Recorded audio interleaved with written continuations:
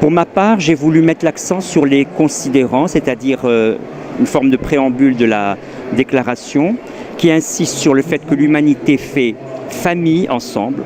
Le premier considérant parle des membres de la famille humaine et le cinquième considérant dit que la déclaration, les peuples des Nations Unies renouvellent leur foi humaine dans les droits fondamentaux des hommes et des femmes.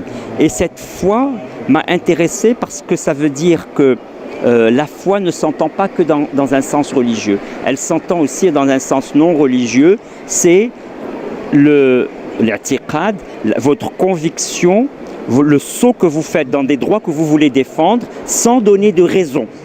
Parce que la foi laisse la raison à l'extérieur d'elle-même. Elle peut être éclairée par la raison, mais elle n'est pas elle-même précisément issue de la raison.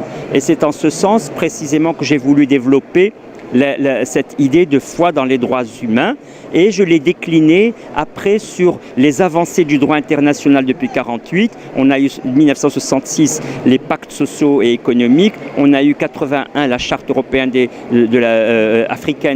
chartes africaines des droits de l'homme, on a eu en 2001 la Cour pénale internationale et quand on voit toute cette succession, on se dit que le droit international c'est pas juste une utopie, c'est pas juste quelque chose qui existe sur le papier, il y a quand même une avancée par les déclarations qui après deviennent des principes de droit, qui deviennent des principes constitutionnels.